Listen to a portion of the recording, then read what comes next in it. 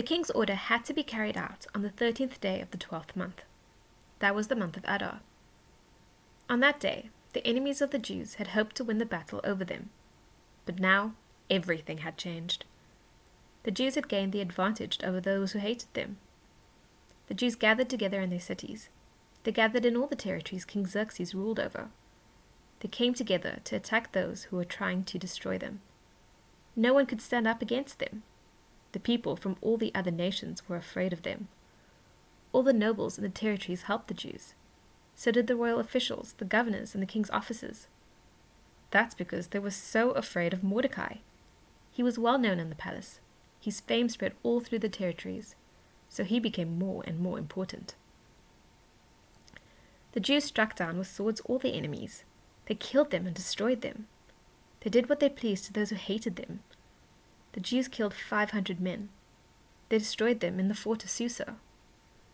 They also killed Parshandatha, Dalphon, Aspatha, Paratha, Adalia, Aradatha, Parmashta, Arasai, Aradai, and Vaizatha.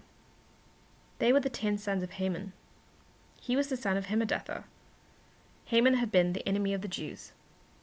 They didn't take anything that belonged to their enemies. A report was brought to the king the same day. He was told how many men had been killed in the fort of Susa. He said to Queen Esther, "The Jews have killed 500 men. They destroyed them in the fort of Susa. They also killed the 10 sons of Haman there. What have they done in the rest of my territories? Now what do you want? I'll give it to you. What do you want me to do for you? I'll do that too." "If it pleases you," Esther answered, "let the Jews in Susa carry out today's order tomorrow also. Stick poles to the dead bodies of Haman's 10 sons. Set them up where everyone can see them." So the king commanded that it be done. An order was sent out in Susa, and the king's men did to the bodies of Haman's sons everything they were told to do. The Jews in Susa came together on the 14th day of the month of Adar. They put 300 men to death in Susa, but they didn't take anything that belonged to those men. During that time, the rest of the Jews also gathered together. They lived in the king's territories. They came together to fight for their lives. They didn't want their enemies to bother them anymore. They wanted to get some peace and rest. So they killed 75,000 of their enemies. But they didn't take anything that belonged to them.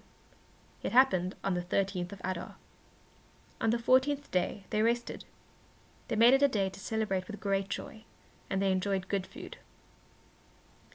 But the Jews in Susa had gathered together on the 13th and 14th. Then on the 15th they rested.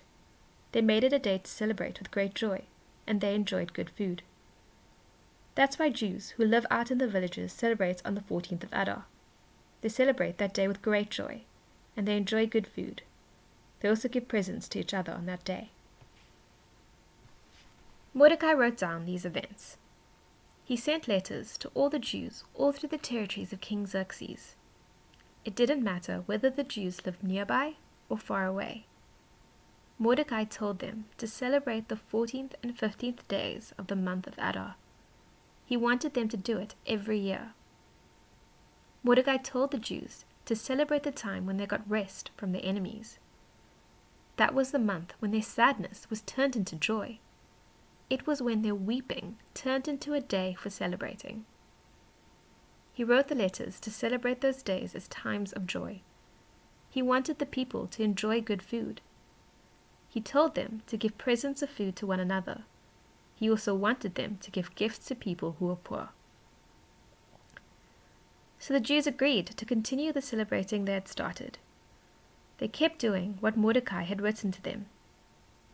Haman was the son of Hammedatha, the Agagite. He had been the enemy of all the Jews. He had planned to destroy them. He had cast the lot to destroy them completely. The lot was called Pur. But the king had found out about Haman's evil plan. So the king had sent out written orders. He had ordered that Haman's evil plan against the Jews should happen to him instead. The king also commanded that poles be stuck through the dead bodies of Haman and his sons. Then they should be set up where everyone could see them. The days the Jews were celebrating were called Purim. Purim comes from the word pur. Pur means lot. Now the Jews celebrate those 2 days every year. They do it because of everything that was written in Mordecai's letter. They also do it because of what they had seen and what had happened to them.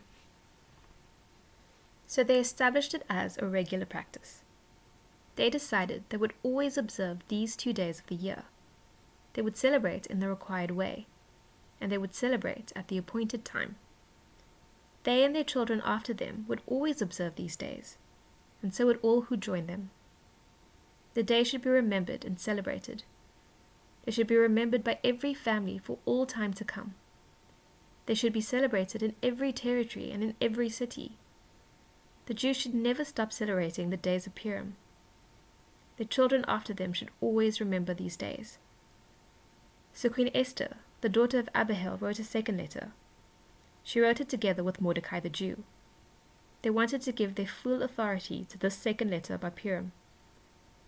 Mordecai sent letters to all the Jews in the 127 territories of the kingdom of Xerxes. The letters had messages of kindness and hope in them. The letters established the days of Purim at their appointed times. They spoke about what Mordecai the Jew and Queen Esther had ordered the people to do. Everything should be done in keeping with the directions the Jews had set up for themselves and their children after them. The directions applied to their times of fasting and sadness. Esther's order established the rules about Purim. It was written down in the records.